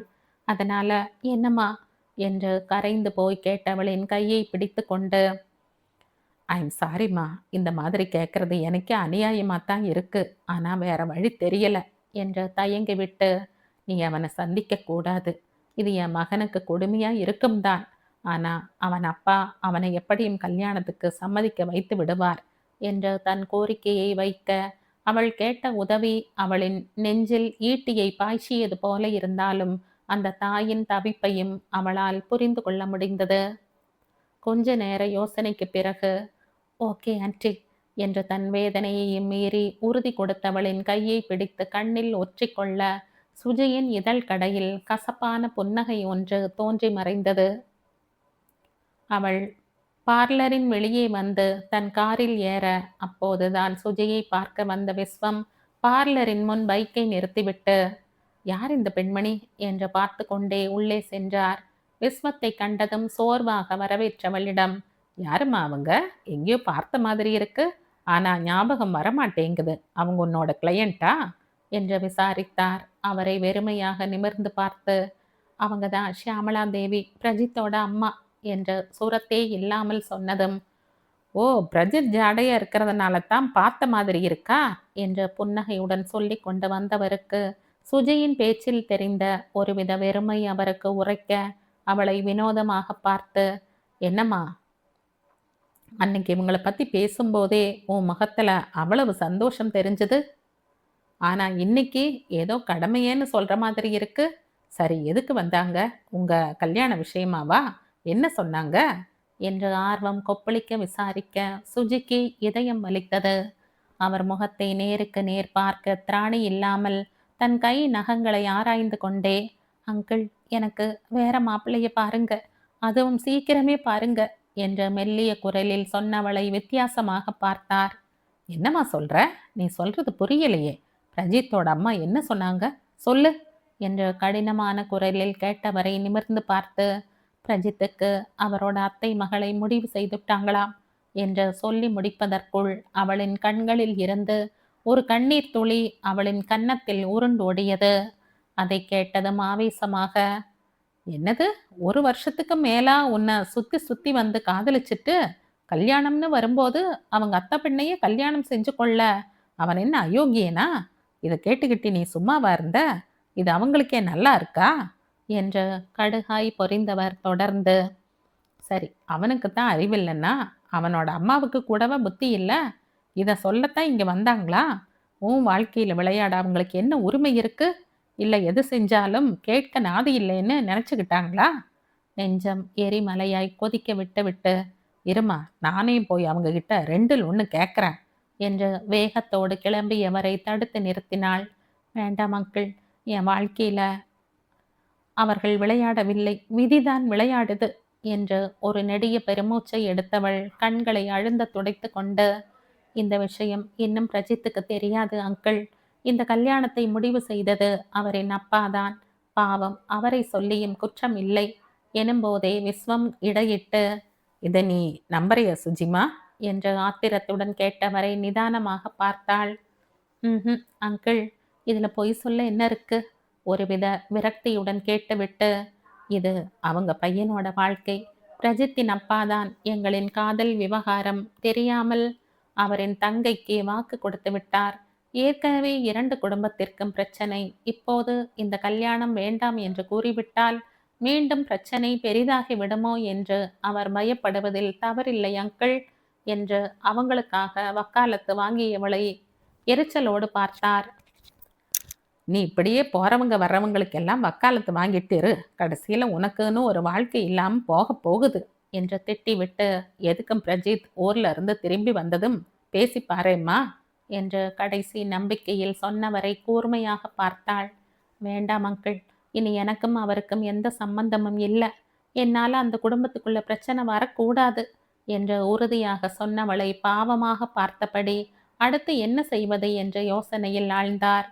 கொஞ்ச நேரம் அங்கு மௌனம் நிலவ, அடுத்து என்ன செய்யலாம் என்று முடிவு செய்திருக்க என்ற மௌனத்தை கலைத்து கேட்டவருக்கு உடனே பதில் சொல்லாமல் அமைதி காத்தவளிடம், உங்ககிட்ட தான் கேட்குறேன் சுஜிமா, சொல்லு என்று மீண்டும் கேட்டவரை தீர்க்கமாக நிமிர்ந்து பார்த்தாள். அப்பா சொன்ன மாப்பிள்ளையே கல்யாணம் செய்துக்கிறத விட எனக்கு வேற வழி தெரியல அங்கிள். அதான் இப்போதைக்கு எல்லோருக்குமே நல்லது என்று ஒரு முடிவோடு பேச விஸ்வம் ஓய்ந்து போய் அமர்ந்தார். அவரின் முகபாவனையில் தெரிந்த மாற்றத்தை புரிந்து கொண்டு, என்ன அங்கிள், நான் சொல்றது சரிதானே என்று மீண்டும் கேட்க, என்ன சரி, உங்ககிட்ட நான் என்னத்த சொல்கிறேன், என்னத்த சொன்னேன் என்றார் அலுப்பாக. அவரே தொடர்ந்து, அந்த வரனை உன் சித்தி விரட்டி அடிச்சிட்டா. உன்னை காதலிச்சவனோ வேறு எவளையோ கல்யாணம் செஞ்சுக்க போகிறான். கடைசியில் நீ தனியாளாக நின்றுட்ட. எல்லாம் உன் தலை எழுத்து. பிரம்ம உன் அழகாக படைச்சானே தவிர உன் தலை எழுத்தே அழகாக எழுத மறந்துட்டான் போல இருக்கு. அதான் இப்படி கிடந்து அல்லாடுற என்ற கண்களில் நீர் துளிக்க பேச பேச சுஜிக்கு கழிவிறக்கத்தில் தன்னையும் மீறி கண்கள் உடைப்பெடுத்தன. அவள் அழுவதை தாங்க முடியாமல் தன் கண்களை துடைத்து கொண்டு, விடுமா, யாரோ எப்படியோ போகட்டும், உன்னை மனைவியா அடைய அவனுக்கு கொடுப்பினை இல்லை என்று நினைத்துக்கொள், கவலைப்படாதே. அந்த பிரஜித்தின் திருமணத்திற்கு முன் உன் திருமணத்தை நான் நடத்தி காட்டுகிறேன் என்று சமாதானப்படுத்தி அவளின் கண்களை துடைத்துவிட்டு, அழாதம்மா, உனக்கு ஒரு நல்ல வாழ்க்கையை அமைச்சு கொடுக்காமல் எனக்கு தூக்கம் கிடையாது என்றபடி கிளம்பினார். அவளிடம் சொல்லிவிட்டாரே தவிர உடனேயே ஒரு நல்ல மாப்பிள்ளைக்கு எங்கே போவது? யார் கல்யாண வயதில் பையன்கள் வைத்திருக்கிறார்கள்? இல்லை பொன்னுசாமியிடமே வேறு ஒரு வரன் பார்க்க சொல்லலாமா என்று யோசித்தபடியே வீட்டை நோக்கி சென்று கொண்டிருந்தார். ஆபீஸ் முடிந்து வீட்டுக்கு சென்று கொண்டிருந்த ரங்கன் எதிரில் நண்பனை கண்டதும் பெயர் சொல்லி அழைத்தும் அவர் கவனிக்காமல் சென்று கொண்டிருந்ததால் வேகமாக அவரை முந்திக் கொண்டு சென்று தன் பைக்கை குறுக்கே நிறுத்தி கையை காட்டினார். யோசனையில் உழன்று கொண்டு வந்தவர் எதிரே சுஜியின் தந்தையை கண்டதும் அதுவரை அடக்கி வைக்கப்பட்டிருந்த கோபம் சடார் என்று அவர் மேலே திரும்ப பைக்கை சடன் பிரேக் போட்டு நிறுத்தினார். விஸ்வத்தின் கோபம் தெரியாமல் எப்போதும் போல், என்னடா, நான் கூப்பிட்டுக்கிட்டே இருக்க, நீ பாட்டுக்கு போய்கிட்டே இருக்க. அப்படி என்ன பலமான யோசனை? எந்த கோட்டையை பிடிக்க திட்டம் போடுற? என்று கேலியாக கேட்டதுதான் தாமதம். விஸ்வத்துக்கு கோபம் தலைக்கேறியது. செஞ்சி கோட்டையை எந்த விலைக்கு கேட்கலாம்னு யோசித்து கொண்டு வருகிறேன். நீயும் வரையா விலை பேச? என்று நக்கலாக பதில் சொல்ல, ரங்கன் இவன் ஏன் இவ்வளவு கோபமாக பேசுகிறான் என்று நண்பனை புரியாமல் பார்த்தார். பெருசா கேட்க வந்துட்டான். இதுல கேலி ஒரு கேடு. நீ எல்லாம் ஒரு தகப்ப. அம்மா இல்லாத அந்த பெண் என்ன செய்யுது, எப்படி இருக்கு, வீட்டுல என்ன நடக்குதுன்னு தெரிஞ்சுக்காம இருக்கிற உன்னை என்ன செய்தால் தகும்? உனக்கெல்லாம் போய் இப்படி தங்க விக்கிரகம் மாதிரி குணவதியான பொண்ண ஆண்டவன் கொடுத்தாம்பாரு, அவனை சொல்லணும் என்று பொறுமினார். அப்போது ரங்கனுக்கு நண்பனின் கோபத்தின் காரணம் தெரியாமல், டேய், விஷயத்தை சொல்லாம நீ பேசிக்கிட்டே போனா என்ன அர்த்தம் என்றார். விஸ்வம் அவரை முறைத்தார். சுஜிக்கு வரன் பார்த்தியே, அது என்னாச்சு என்றார் எரிச்சல் நிறைந்த குரலில். அதான் சுஜி பிடிக்கல, உள்ளூர்லேயே வரன் பார்க்க சொல்லிடுச்சே, அப்புறம் நான் என்ன பண்ண முடியும் என்று பரிதாபமாக கேட்டார். விஸ்வம் அவரை முறைத்து, நீ ஒன்றும் பெருசா செய்ய வேண்டாம். அந்த பொண்ணு வேற வரந்தானே பார்க்க சொல்லிச்சு, கல்யாணமே வேண்டாம்னு சொல்லலையே, அப்புறம் என்ன, வேற நல்ல வரன் பார்க்க வேண்டியது தானே? இல்லை, ஊரார் எதுவும் கூடாதுன்னு கண் துடைப்புக்கு மாப்பிள்ளை பார்த்துட்டு அந்த பெண் வேண்டாம் என்றதும் தொல்லை விட்டது என்று ஹாயாக இருக்கிறாயாக்கும். இதெல்லாம் உன் தர்ம பத்தினியின் கைங்கரியமா என்று காட்டமாக கேட்டவருக்கு பதில் சொல்ல முடியாமல் மென்று முழுங்கினார். நண்பன் கேட்ட கேள்வியில் இருந்த நியாயம் அவர் நாவை கட்டி போட, குற்ற உணர்வோடு தலை குனிய, விஸ்வம் அதற்கும், ஆமா, ஊன்னா இப்படி பொம்பளை புள்ள மாதிரி தலை குனிஞ்சு நில்லு, இதை விட்டா வேற என்ன தெரியும் உனக்கு என்று டோஸ் விட்டார். அதையும் வாங்கி கொண்டு பொறுமையாக நின்றவரிடம், உன் பைக்கை இங்க இருக்கிற கடையில விட்டுட்டு ஏன் பைக்ல ஏறு, நாம உடனே போய் பொன்னுசாமியை பார்க்கிறோம் என்று அதிரடியாக பேச, ரங்கனுக்கு நண்பனின் பேச்சை மீறி பேச பயமாக இருந்தது. காலையில் ஆபீஸ் கிளம்பும் போதே ராணி அவரை சீக்கிரமாக வீட்டுக்கு வர சொல்லியிருந்தாள். அவளின் தங்கை வீட்டுக்கு செல்வதற்காக. இப்போது போகவில்லை என்றால் வீட்டில் பெரிய சுனாமியே வர வாய்ப்புண்டு. ஆனால் இதையெல்லாம் இவனிடம் சொன்னதால் பெண்டாட்டிக்கு ஜால்ரா அடிக்கிறையா என்று பிரிச்சு மேஞ்சிடுவான் என்று தனக்குள் யோசித்தவர் நண்பனின் சொல்படி தன் வண்டியை பக்கத்து கடையில் பார்க் செய்துவிட்டு அவரின் வண்டியில் ஏறி அமர்ந்தார். விஸ்வத்திற்கு இருக்கிற கோபத்திற்கு வண்டி சீரிப்பாய ரங்கனுக்கு எதுவும் கேட்கவும் பயமாக இருந்தது. பொன்னுசாமியின் வீட்டை அடையும் வரை அமைதியாக இருந்த ரங்கன் வண்டியை விட்டு இறங்கியதும், இப்ப இவங்கிட்ட போய் என்ன கேட்க போற விஸ்வம் என்று கேட்டவரை கண்ணால் எரித்து, ஒரு எரும மாடு இருந்தா கொடைன்னு கேட்க போறேன், அப்பதான் உனக்கு ஜோடியா அந்த வீட்டில் கட்ட முடியும் என்று எரிந்து விழ ரங்கன் கப்பென்று வாயை மூடிக்கொண்டார். கேட்குறான் பார் கேள்வி, புரோக்கர் வீட்டில் வந்து என்ன கேட்பாங்க என்று கூட தெரியாத முட்டாள் என்று முனகிக்கொண்டே காலிங் பெல்லை அழுத்த, ஒல்லியான தேகத்துடன் ஒரு பெண்மணி வந்து கதவை திறக்க அவளிடம், மா, நாங்க புரோக்கர் பொன்னுசாமியை பார்க்க வந்திருக்கோம், இருந்தா கூப்பிடுங்கம்மா என்றார் பணிவாக. அந்த பெண்மணி விஸ்வத்தை ஏற இறங்க பார்த்துவிட்டு, நீங்க யாருன்னு சொல்லலையே என்று இழுக்க, அவரிடம் தங்கள் பெயரை சொல்லி அறிமுகப்படுத்தி கொள்ள, ஓ நீங்க தானா, அவர் உங்க பெண்ணுக்கு ஒரு வெளிநாட்டு வரன் வந்தது, அதை உங்க வீட்டிலேயே கூட வேண்டாம்னு சொல்லிட்டாங்க என்று இவர் வருத்தப்பட்டுக்கிட்டு இருந்தார். மாப்பிள்ளை வீட்லையும் போய் சொல்லிட்டார். ஆனா அவங்க இன்னைக்கு வீட்டுக்கு வந்து, நீங்க சொன்ன பெண் தான் வேணும், எப்படியாவது முடித்து கொடுங்களேன்னு பிடிவாதம் பிடிக்கிறாங்க. எவ்வளவோ சொல்லியும் அவர்கள் கேட்கிற மாதிரி இல்லை. அதனால அந்த வரனை பற்றி பேசுவதற்காக உங்கள் வீட்டுக்குத்தான் போயிருக்கிறார் என்றதும் இருவருக்கும் இந்த விஷயம் சந்தோஷமாக இருந்தாலும் வீட்டில் ராணி இருப்பதால் மறுபடியும் இந்த ஆளை குழப்பி விடுவாளோ என்ற பயத்தில் அவசரமாக நன்றியை சொல்லிவிட்டு பைக்கில் பறந்தார்கள். புரோக்கரின் மனைவி சொன்ன விஷயம் ஒரு விதத்தில் நிம்மதியை கொடுத்தாலும் மறுபடியும் ராணி இருக்கும் நேரத்தில் சென்றால் அவள் ஏதாவது கூனி வேலை செய்து விடுவாளோ என்ற எண்ணம் இருவரின் மனதிலும் ஓடிக்கொண்டிருந்தது. இருவரும் எதிர் எதிர் துருவங்களாக இருந்தாலும் இந்த விஷயத்தில் இருவருமே ஒரே மாதிரி நினைவைத்தான் கொண்டிருந்தார்கள். அதன் விளைவோ என்னமோ இருவருக்கும் பைக் வேகமாக சென்றாலும் மனதின் வேகத்திற்கு ஈடு கொடுக்க முடியாமல் இறங்கி ஓடினால் வேகமாக போய் சேர்ந்து விடலாமோ என்று முட்டாள்தனமாக நினைக்கும் அளவுக்கு மனது பதைத்தது. யாருடைய நல்ல நேரமோ அல்லது சுஜியின் கெட்ட நேரமோ இவர்கள் வீட்டை அடைய நேரும் பொழுதுதான் பொன்னுசாமி வீட்டின் வாசற்படியில் சைக்கிளை நிறுத்தி ஸ்டாண்ட் போட்டு கொண்டிருந்தார். அவரை கண்டதும் இருவருக்குமே நிம்மதி பெருமூச்சு எழ அவர் அருகில் வண்டியை நிறுத்தி இறங்கிக் கொண்டே, இப்பதான் வர்றையா பொண்ணு?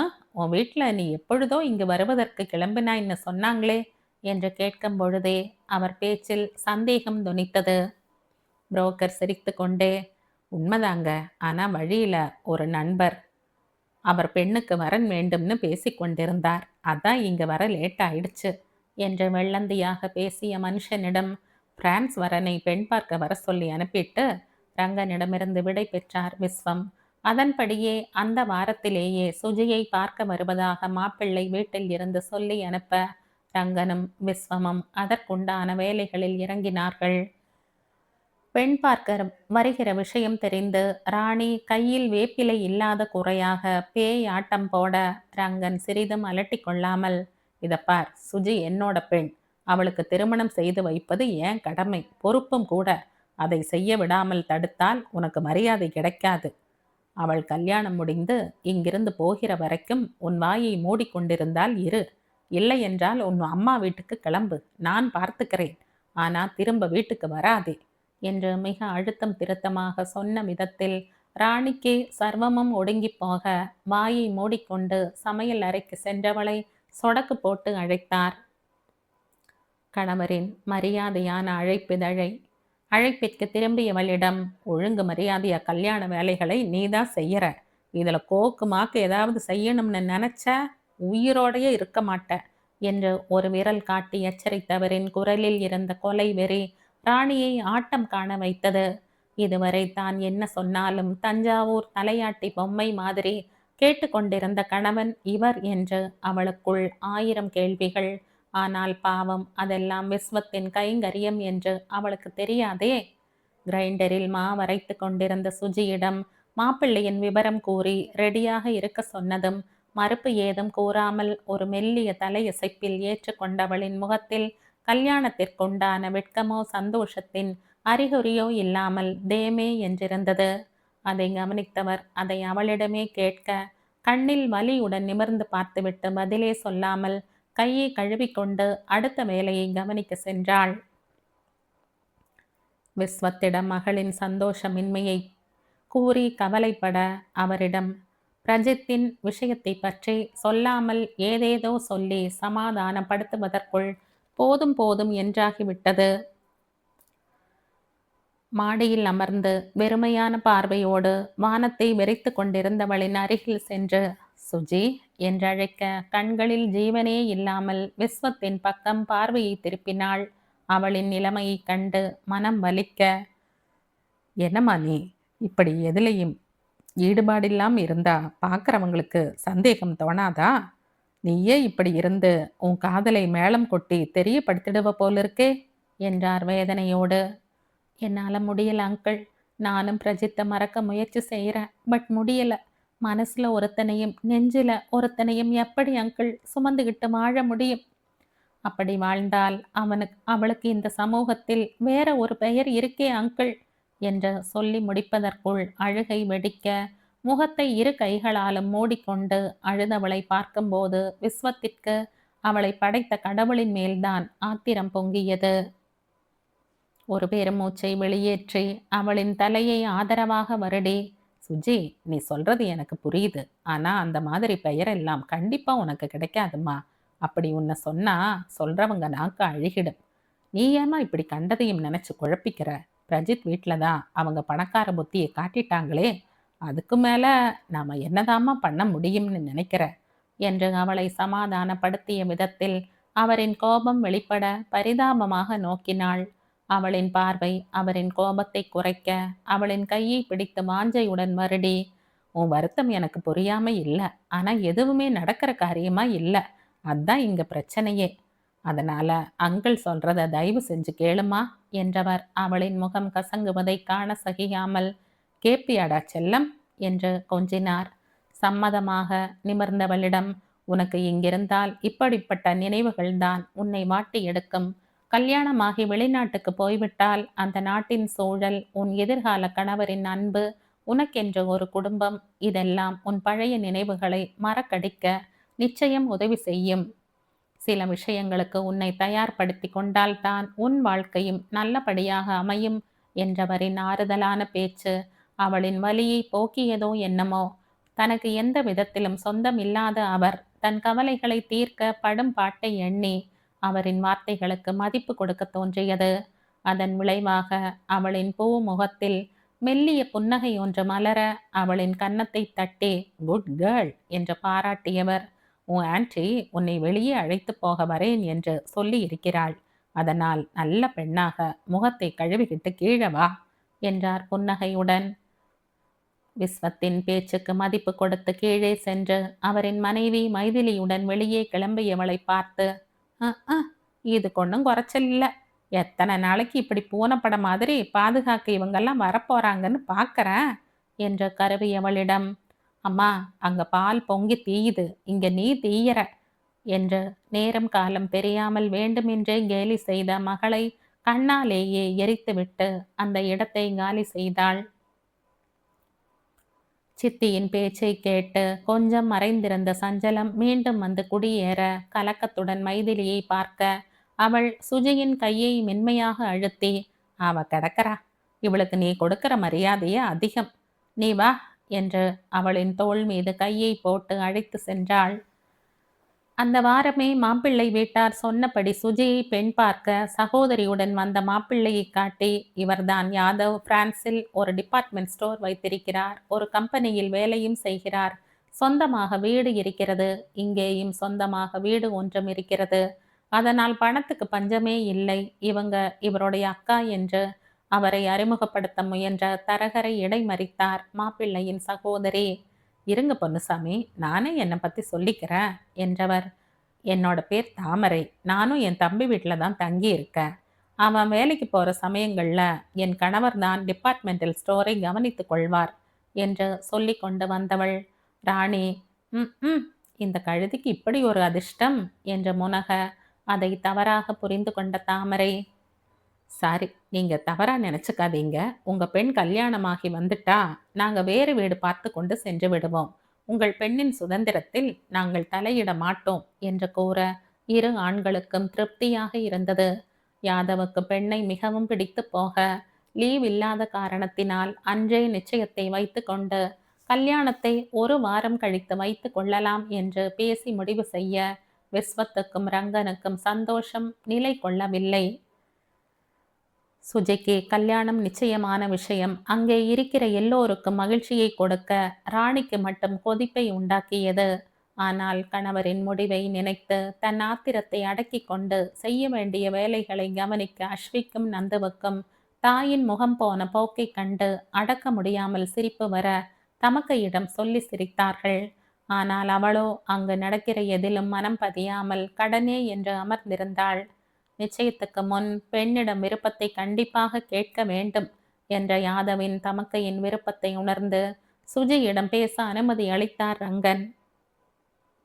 கட்டிலில் குத்துக்காலிட்டு அதில் தலையை சாய்த்து அமர்ந்திருந்தவள் ஆன்டியுடன் மாப்பிள்ளையின் சகோதரி வருவதைக் கண்டு மரியாதைக்கு எழுந்து நின்று செயற்கை சிரிப்பை முகத்தில் ஒட்டி கொண்டு வரவேற்றாள். உனக்கு என் தம்பியை பிடித்திருக்கிறதா? சொல்லுமா. எங்கள் எல்லோருக்கும் உன்னை மிகவும் பிடித்திருக்கிறது என்றாலும் உன் விருப்பம் இல்லாமல் நாங்கள் எதையும் செய்ய முடியாதே என்று மிகவும் கனிவாக சொன்னவள். சொல்லுமா, உனக்கு என் தம்பி யாதவை பிடித்திருக்கிறதா என்றாள் மீண்டும். அவளின் கேள்விக்கு பதில் சொல்லாமல் மைதிலியை பார்க்க, உன் விருப்பத்தை தானே கேட்குறாங்க சுஜி, சொல்லு என்று ஊக்க அவளின் பக்கம் திரும்பி தன் சம்மதத்தை தலையசைப்பில் தெரிவித்தாள். இவ்வளவு அழகும் குணமும் அடக்கமும் நிறைந்த பெண் எங்க வீட்டுக்கு மருமகளா வருவதற்கு நாங்கள் கொடுத்து வச்சிருக்கணும் என்று அவள் கன்னத்தை வழித்து நெட்டி முறித்து தன் கழுத்தில் இருந்த நெக்லஸை கழட்டி அவள் கழுத்தில் போட்டு அழகு பார்க்க மைதிலிக்கு உச்சி குளிர்ந்து போனது. சுஜியின் விருப்பத்தை எல்லோரிடமும் தெரிவிக்க அன்று சாயங்காலமே நிச்சயத்தை வைத்து கொள்ளலாம் என்று முடிவு செய்தவர்கள் உடனேயே சாப்பிட்டுவிட்டு புடவை எடுக்க கிளம்பினார்கள். ராணி வெறுப்பாக தான் வரவில்லை என்றதும் சுஜியை தவிர மற்ற எல்லோரும் கிளம்பினார்கள். கிளம்புவதற்கு முன் யாதவ் சுஜியிடம் பேசுவதற்கு ரங்கனிடம் அனுமதி பெற்றுக்கொண்டு அவளின் ரூமுக்கு செல்ல, ஜன்னலில் வழியே எதையோ யோசித்தபடி கண்கள் அலை பாய்ந்து கொண்டிருக்க, சுஜிதா என்ற புதிய குரல் கேட்டு திடுக்கிட்டு திரும்பினாள்.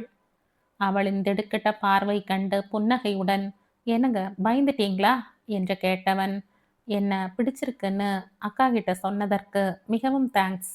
இன்னைக்கு சாயந்தரம் நாம 2 பேரும் இன்னைக்கு மாலை நம் இருவருக்கும் நிச்சயம் செய்ய போகிறார்கள். அதற்குத்தான் புடவை எடுக்க செல்கிறோம். உங்களுக்கு என்ன கலர் பிடிக்கும்னு சொன்னா அதையே எடுத்துட்டு வருவேன் என்ற ஆர்வம் வழியே கேட்டவனை நேருக்கு நேர் பார்க்க பிடிக்காமல் தலை குனிந்தபடியே, உங்க இஷ்டம் என்றாள் ஒற்றை வார்த்தையில்.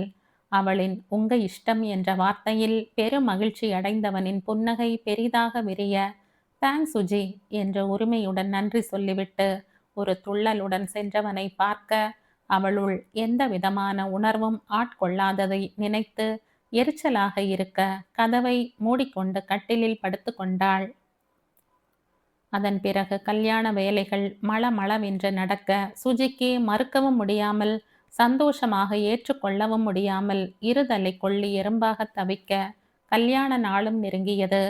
ஈடுபாடில்லாமல் நடக்கிற கல்யாணம் என்பதாலோ என்னவோ பெண் அழைப்பின் போதே தலைவலி மண்டையை பிளக்க, எப்பொழுது இந்த சடங்குகள் எல்லாம் முடியும், நிம்மதியாக போய் ஒரு மூலையில் அமருவோம் என்றாகிவிட, ஜானவாசக்கார் கல்யாண மண்டபத்தை அடைந்ததுமே வேக வேகமாக தன் அறையில் போய் அடைந்து கொண்டாள்.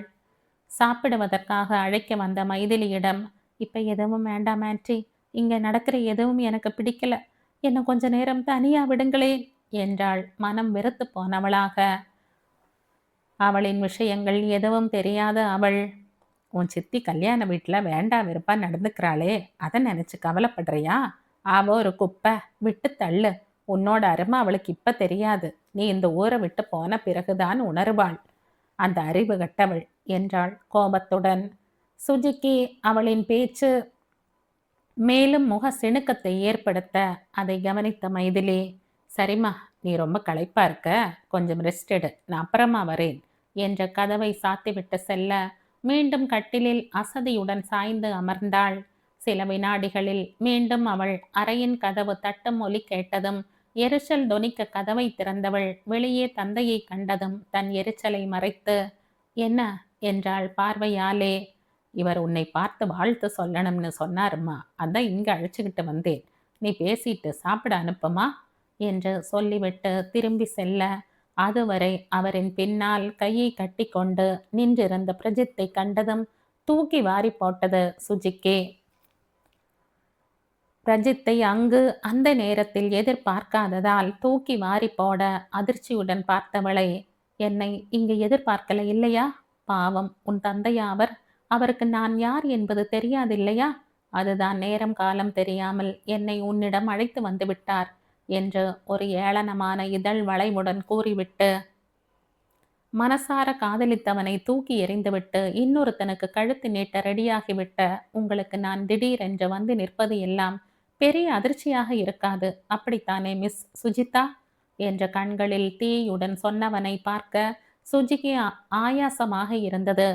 திடீரென்று வந்து நிற்பான் என்று எதிர்பார்க்காவிட்டாலும் அவன் பேசிய ஒவ்வொரு வார்த்தையும் நெஞ்சில் முள் மாதிரி குத்தி வலியை உண்டாக்கியது. ஆனால் இப்போதைக்கு முகத்தில் தன் வேதனைகளை காட்டினால் நாம் இந்த கல்யாணத்திற்கு சம்மதித்ததற்கு அர்த்தமே இல்லாமல் போய்விடும் என்று தோன்றியதால் தன் வலிகளை உள்ளடக்கி கொண்டு சுதாரித்து, எப்ப ஊர்ல இருந்து வந்தீங்க, உங்க வேலையெல்லாம் வெற்றிகரமா முடிஞ்சதா என்றாள் மிகவும் நிதானமாக. தான் பேசிய எதுவும் அவளை சிறிதளவும் கூட பாதிக்காமல் நலம் விசாரித்தவளை தீயாய் உறுத்து விழித்துவிட்டு, உலகத்துல மிகவும் சந்தோஷமான மனிதன் யாருன்னு கேட்டா என்ன தவிர வேற யாரா இருக்க முடியும்? அந்த அளவுக்கு சந்தோஷத்தை அள்ளி கொடுத்திருக்கிறீர்களே, அதற்காக நன்றி சொல்ல வேண்டாமா என்று மீண்டும் எகத்தாளமாக பேசியவனை சற்றும் தளர்ந்து போகாமல் அவனை நேருக்கு நேர் பார்த்தாள். பேசி முடிச்சிட்டீங்களா பிரஜித்? இல்ல, இன்னும் திட்டுறதுக்கு பாக்கி இருக்கா? இருந்தா மொத்தமா திட்டிடுங்க. ஏன்னா, இப்ப நான் என்ன சொன்னாலும் உங்களுக்கு புரியாது. அப்படி புரிஞ்சிருந்தா, இப்ப நீங்க என்கிட்ட இந்த மாதிரி பேச மாட்டீங்க. என்று ஒவ்வொரு வார்த்தையும் நிறுத்தி நிதானமாக பேசியவளை அனல் தெறிக்க பார்த்தான். உன்னால் எப்படி இந்த நேரத்திலும் இவ்வளவு நிதானமாக பேச முடிகிறது? அப்படியென்றால் நீ என்னை உண்மையாக விரும்பவில்லையா? இல்லை நான் உன் பின்னால் சுற்றினேன் என்பதற்காக அரை மனதோடு என்னை காதலிப்பதாக சொன்னாயா? சொல்லு சுஜி, உன்னால் இதெல்லாம் ஏற்றுக்கொள்ள எப்படி முடிகிறது? ஆனால் என்னால் முடியவில்லையே. ஊரில் இருந்து வந்ததும் உனக்கு கல்யாணம் என்று கேள்விப்பட்டவுடன் என் உயிரே ஒரு நிமிடம் போய் திரும்பிய மாதிரி இருந்தது. அப்பாவின் முடிவை நான் ஏற்றுக்கொள்வேன் என்று நீ எப்படி நினைக்கிறாய்? என்று கோபமாக ஆரம்பித்தவன் பேச பேச அவன் குரல் கரகரத்து போக மேலே பேச முடியாமல் வார்த்தைகள் தொண்டையில் சிக்கிக் கொண்டன. சுஜிக்கு அவனின் உணர்வுகளும் கஷ்டங்களும் புரிந்து கொள்ள முடிந்தாலும் தான் எதையுமே சரி செய்ய முடியாது. தானும் அதே நிலையில் இருக்கும்போது அவருக்கு என்ன ஆறுதலை சொல்ல முடியும் என்று மனதிற்குள்ளே ஓய்ந்து போனது. ஆனால் பெண்களுக்கே உண்டான பிரச்சனைகளை எதிர்நோக்கும் வில் பவர் சுஜியை அதில் இருந்து வெளியே வர செய்ய தொண்டையை கனைத்து கொண்டு, பிரஜித், உங்க அப்பாவோட முடிவை ஏற்றுக்கொள்ளுங்கள் என்று சொல்ல எனக்கு எந்த அதிகாரமும் இல்லை. ஆனா ஒண்ணு மட்டும் என்னால சொல்ல முடியும். சொந்தங்கள் தான் நம் வாழ்வின் ஆதாரங்கள். யாராலும் உறவுகளே வேண்டாம் என்று தனிமையாக வாழ்ந்துவிட முடியாது. அப்படியே வீராப்பாக வாழ்ந்தாலும் இளமை காலம் போன பிறகு முதுமையில் உறவுகளை மனம் நிச்சயம் தேடும். உங்கள் அப்பாவுக்கும் இப்போதைய மனநிலை இதுவாகத்தான் இருக்கும். அதனால் தான் அவர் இப்படி ஒரு முடிவை எடுத்திருக்கிறார். அதை தடுக்கவோ அவரின் கனவை உருக்குலைக்கவோ எனக்கு என்ன உரிமை இருக்கு? சொந்தங்களே சரியாக அமையாத நான் அதற்காக எந்த அளவுக்கு ஏங்கி இருக்கிறேன்னு உங்களுக்கு தெரியாதா? அதுதான் ஆன்ட்டி சொன்னதும் உங்களை இழக்க கஷ்டமாக இருந்தாலும் என் மனதை திடப்படுத்தி கொண்டேன். நீங்களும் அப்படியே ஏற்றுக்கொண்டால் யாருக்குமே எந்த பிரச்சனையும் இல்லை பிரஜித். அதன் பிறகு உங்கள் இஷ்டம் என்று உயர்ந்த குரலில் சொல்லிக் கொண்டிருந்தாள். சாரி பிரஜித், நான் இந்த நேரத்தில் உங்களுடன் பேசிக் கொண்டிருப்பதை யாராவது பார்த்தால் நன்றாக இருக்காது. தயவு செய்து சென்று விடுங்கள் ப்ளீஸ் என்று கையெடுத்து கெஞ்சியவளை கண்களில் வலியுடன் பார்த்தான். நீயே இப்படி பேசுற சுஜி? உன் ஆசையை மற்றவங்களுக்காக அழிச்சுக்கிட்டு செய்து கொள்கிறாயே. இந்த கல்யாணத்தால் உனக்கு சந்தோஷம் கிடைக்கும் என்று நினைக்கிறாயா? என்று கண்ணில் வைரத்துளியாய் கண்ணீர் மின்ன கேட்பவனை பார்க்க சுஜிக்கு வருத்தமாக இருந்தது. அவன் தோளில் சாய்ந்து, எனக்கு உன்னை விட சந்தோஷம் வேறு எதுவும் இல்லை பிரஜித். என் வாழ்நாள் முழுவதும் நீ வேணும்டா என்று கத்தி அழ வேண்டும் போல தோன்றியது. தன் மனசில் இருப்பதை வெளியே சொல்ல முடிந்தால் எவ்வளவு நன்றாக இருக்கும் என்று உள்ளுக்குள் அழுது கொண்டே, சந்தோஷம் கிடைக்கிறதோ இல்லையோ, என்னால் யாருக்கும் எந்த பிரச்சனையும் உண்டாவதை நான் விரும்பவில்லை. உங்களை நான் சந்திக்கவே இல்லை, உங்களிடம் நான் பேசி பழகவே இல்லை என்று நினைத்து கொள்கிறேன். நீங்களும் அப்படியே நினைத்தால் இதெல்லாம் சாத்தியம்தான் என்று கூறிவிட்டு விடு விடுவென்று அறையின் உள்ளே செல்ல முயன்றவளை பிரஜித் அழைக்க அப்படியே நின்றாள் திரும்பாமலே. இதற்கும் மேலே நமக்குள் பேச ஒன்றும் இல்லை. என்னை சங்கடப்படுத்தி நீங்களும் சங்கடப்படாதீர்கள் ப்ளீஸ் என்று அழுத்தி சொல்லிவிட்டு உள்ளே சென்று கதவை சாத்தி கொள்ள பிரஜித்துக்கு முகத்தில் அரைந்தது போலிருக்க சிலையாய் நின்று விட்டான். உள்ளே சென்றவள் கட்டிலில் படுத்து பிரஜித்திடம் பேசும்போது அடக்கி வைத்த அழுகையை வாய்விட்டு அழுதாள். தன் உயிருக்கு உயிரானவனை கதவுக்கு வெளியேயே நிறுத்தி தூக்கி எறிந்து பேசியதற்காக தன் மேலேயே வெறுப்பு வந்தது. இப்படி ஒரு வாழ்க்கையை தான் வாழ்ந்துதான் ஆக வேண்டுமா என்று தோன்ற ஆங்காரத்துடன் எழுந்தவள் கண்களை துடைத்து கொண்டு தன் வாழ்க்கையை முடித்து கொள்ள ஏதாவது கிடைக்கிறதா என்று அலைமாரியை குடைந்தாள். துரதிர்ஷ்டவசமாக அவள் கையில் ரங்கனுக்காக ஒரு முறை வாங்கி வந்த தூக்க மாத்திரைகள் கிடைக்க நேரம் கட்ட நேரத்தில் முகம் சந்தோஷத்தில் ஒளிர்ந்தது. கொஞ்சம் கூட யோசிக்காமல் தண்ணீருடன் மாத்திரையை விழுங்கும் நேரத்தில் எதேச்சையாக எதற்காகவோ சுஜியை தேடி வந்த விஸ்வம் கதவை தட்டினார். ஆனால் வெளியே நடந்த லைட் மியூசிக்கின் சத்தத்தில் சுஜிக்கு எதுவும் கேட்காததால் கதவு திறக்கவில்லை என்றதும் சற்று வேகமாக தட்ட வெறுமனே சாத்தி வைத்திருந்த கதவு உள்வாங்கிக் கொள்ள அங்கே அவர் கண்ட காட்சியில் அதிர்ந்து போனார். வேகமாக அவள் அருகில் ஓடி அவள் கையில் இருந்த மாத்திரைகளை பிடுங்கியவர் மீதி மாத்திரைகள் அவள் வாயில் இருந்ததால் அவளை உலுக்கி கீழே துப்புமா என்று பதறினார். சுஜய் முரண்டு பிடித்தாலும் விடாமல் அவள் வாயில் இருந்த எல்லா மாத்திரைகளையும் துப்பிய பிறகே நிம்மதி பெருமூச்சு எடுத்தவர் அடுத்த வினாடியே, உனக்கு என்ன பைத்தியமா பிடிச்சிருக்கு? நீ என்ன செய்யறேன்னு தெரிஞ்சுதான் செய்யறையா? கல்யாணம் பேசி முடிச்சு நிச்சயம் முடிஞ்சு தோ பெண் அழைப்பும் முடிஞ்சு போச்சு. இன்னும் 8 மணி நேரத்துல உன் கழுத்துல தாலி ஏற போற சமயத்துல நீ இந்த மாதிரி செய்தா உன் குடும்பத்துக்கு ஏற்பட போற அவமானங்களை பத்தி நினைச்சு பார்த்தியா என்று படபடவென்று பொறிந்தார். கண்களில் இருந்து கண்ணீர் அருவியாக கொட்ட, என்ன என்ன செய்ய சொல்றீங்க அங்கிள்? என்னால இந்த கல்யாணத்தை ஏத்துக்கொள்ள முடியலையே. பிரஜித்தையும் கஷ்டப்படுத்தி என்னையும் ஏமாத்திக்கிட்டு தேவையில்லாம யாதவையும் ஏமாத்தி என்று மேலே பேச முடியாமல் தொண்டை வறண்டு பேச முடியாமல் திணற அவளுக்கு குடிக்க தண்ணீர் கொடுத்தார். தண்ணீர் கொஞ்சம் உள்ளே சென்றதும் கண்ணீர் கூட கொஞ்சம் வற்ற கண்ணீரை துடைத்து கொண்டு, நான் செய்யறது துரோகம்னு என் மனசாட்சி என்னை அணுவா கொல்லுது அங்கிள். அதான் யாருக்கும் எந்த தொல்லையும் வேண்டாமே என்றுதான் என் வாழ்க்கையை முடிச்சுக்கலாம்னு நினைச்சேன் என்று சொல்லும் போதே மீண்டும் அழுகை உயிர் பெற குலுங்கி குலுங்கி அழுதவள் சில வினாடிக்கு பிறகு நிமிர்ந்து, ஏன் அங்கிள் என்ன தடுத்தீங்க?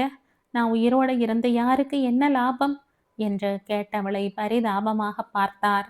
இந்த பெண்ணின் மனசில் இருக்கிற காயத்திற்கு இந்த கல்யாணம் மருந்தாகணும் கடவுளே என்று ஆண்டவனிடம் வேண்டிக் கொண்டு அவள் கண்ணீரை துடைத்து, சுஜி, இந்த அங்கிள் மேல உனக்கு மரியாதை இருக்கா என்று கேட்க ஆமாம் என்று தலையசைத்தவளிடம், அப்போ நான் சொல்றத கேட்பியாமா என்றார். தொண்டை கமர, சொல்லுங்க அங்கிள் என்றவளிடம், சுஜிமா, கடவுள் ஒவ்வொருத்தரையும் படைக்கும்போது ஒரு காரண காரியத்தோடு தான் உருவாக்குகிறார். அவர் என்று அழைக்கிறாரோ அதுவரை நாம் வாழ்ந்தாகணும். அதுதான் விதி. அவர் கொடுத்த உயிரை மாய்த்து கொள்ள நமக்கென்ன உரிமை இருக்கிறது? உதாரணமாக உன் உயிர் இப்போதே போகணும் என்றிருந்தால் நான் ஏன் இங்கு வரணும்? சொல்லுமா என்று கேட்க சுஜியின் தலை தானாக கவிழ்ந்தது. அவளின் தலையை நிமிர்த்தி, பார், உனக்கே தெரிகிறது, அதனால் தான் சொல்கிறேன். கடவுள் கொடுத்த உயிரை மாய்த்து கொள்ள உனக்கோ எனக்கோ அதிகாரம் கிடையாது. நீ முயற்சி செய்தும் உன் உயிர் போகவில்லை என்றால் என்ன அர்த்தம்? உன்னை ஏதோ ஒரு காரணத்துக்காக படைத்திருக்கிறான். அந்த காரணத்தை தெரிந்து ஆண்டவனின் கட்டளையை நிறைவேற்ற வேண்டாமா என்று கேட்டார். ஆனால் அவரின் பேச்சு சுஜியின் முகத்தில் தெளிவை கொண்டு வராமல் ஆயாசத்தையே கொண்டு வர, அம்மா சுஜி, உன் எரிச்சல் எனக்கு புரியாம இல்லை. எப்பவுமே அட்வைஸ் செய்கிறது சுலபம்தான், அதை கடைப்பிடிக்கிறது ரொம்ப ரொம்ப கஷ்டம். இது எல்லாத்துக்கும் தெரிஞ்ச ஒன்று. உனக்கு நான் அட்வைஸ் செய்யலை. நான் கேட்குறதெல்லாம் தாயே இல்லாமல் இத்தனை வருஷம் உன் சித்தியின் கொடுமையிலையும் தீபமா ஒளிர்ந்த நீ பிரஜித்தின் விஷயத்தில் மட்டும் ஏன் இந்த முடிவை எடுத்தாய்? இதுவரை உன் வாழ்க்கையே போராட்டமாகத்தானே இருந்திருக்கிறது. அப்படிப்பட்ட உனக்கு புதுசா என்ன கஷ்டங்கள் வந்துவிட்டதுன்னு இந்த முடிவுக்கு வந்திருக்க? தற்கொலை செய்து கொள்ள மன வலிமை அதிகம் வேண்டும். அதுவே உன்னிடம் இருக்கும்போது இப்போது இருக்கிற உன் கஷ்டத்தை தாண்டி வர உன்னால் முடியாதா? சொல்லு சுஜிமா. என்னிடம் மன வலிமை இல்லை, எனக்கு போராட்ட குணம் இல்லை என்று சொல். நானே உன் முடிவுக்கு உதவி செய்கிறேன் என்று வேகமாக அவர் பிடுங்கிய மாத்திரைகளை மீண்டும் அவள் கையில் திணித்தார். விஸ்வம் பேசிய ஒவ்வொரு வார்த்தையும் அவள் மனதில் ஆணி அடித்த மாதிரி பதிந்த நேரத்தில் அவர் மீண்டும் தான் சொல்லியபடி மாத்திரைகளை தன் கையில் திணிக்க அதை கீழே போட்டுவிட்டு, இல்லை அங்கிள், நான் இனிமே இந்த மாதிரி செய்ய மாட்டேன். ஏதோ ஒரு வேகத்தில் செய்து விட்டேன், என்னை மன்னிச்சிடுங்க அங்கிள் என்று தெளிந்த குரலில் பேசியவளை அன்போடு அணைத்து கொண்டார். சரிம்மா, நீ போய் முகத்தை கழுவிக்கிட்டு வா, சாப்பிட போகலாம் என்று கூற அவர் சொன்னபடியே செய்து கொண்டு அவருடன் சென்றாள். அதன் பிறகு மனதில் இருந்த சஞ்சலம் தீரவில்லை என்றாலும் ஏனோ விஸ்வத்தின் ஒவ்வொரு வார்த்தையும் அவளுள் ஒரு வைராகியத்தை உண்டாக்க, எதுவாக இருந்தாலும் ஏற்றுக்கொள்ளும் மனநிலையை வளர்த்து கொள்ள பெரும் முயற்சி செய்தாள். அடுத்த நாள் விடியற்காலையில் முகூர்த்த நேரத்தில் தேவதை போல அலங்காரம் செய்து மணையில் அமர்ந்த சுஜியின் சங்கு கழுத்தில் யாதவின் பொன் தாலி ஏற, அந்த தாலி சுஜிக்கு கல்லை கட்டி கழுத்தில் தொங்கவிடப்பட்ட மாதிரி இருக்க இறுக கண்களை மூடிக்கொண்டாள். மற்ற சம்பிரதாயங்கள் எதிலும் ஈடுபாடில்லாமல் கடமையே என்று யாதவுடன் சேர்ந்து செய்ய விஸ்வத்திற்கு அவளின் சங்கடம் புரிந்து சம்பிரதாயங்களை குறைத்து அவளை தனி அறைக்கு ஓய்வெடுக்க மனைவியோடு அனுப்பி வைத்தார். அன்றிரவே குடும்ப முறைப்படி பெண் வீட்டில் முதல் இரவை பெரியவர்கள் ஏற்பாடு செய்ய விஸ்வம் இந்த விஷயத்தில் சுஜிக்கு உதவ முடியாமல் தடுமாறினார். முதல் இரவு அறைக்கு செல்வதற்காக மனைவியின் கை வண்ணத்தில் ஜொலித்த சுஜியிடம் விஸ்வம், நான் உனக்கு எதுவும் சொல்ல தேவையில்லை, உனக்கே எல்லாம் தெரியும் என்று மட்டும் கூற, பிடிக்காத ஒரு இடத்திற்கு எந்த விதமான மனநிலையில் செல்வார்களோ அப்படி அவர்களின் முதல் இரவின் அறைக்கு சென்றாள். காலையில் இன்டர்வியூவுக்கு சென்ற கணவன் மாலையாகியும் இன்னும் வீடு திரும்பவில்லையே என்று கன்னத்தில் கை வைத்தபடி கவலையுடன் வாசலையே பார்த்து கொண்டு அமர்ந்திருந்த மகளை காண தாய்க்கு வருத்தமாக இருந்தது.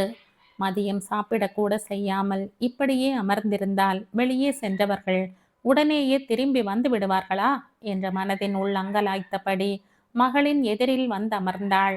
தாயை கண்டதும் அவளின் மடியில் ஆதரவு தேடி மடியில் படுத்து கொள்ள அவளின் தலையில் ஆதரவாக வருடியபடி, இன்னும் எத்தனை நேரம் சங்கி இப்படியே உட்கார்ந்துருக்க போற?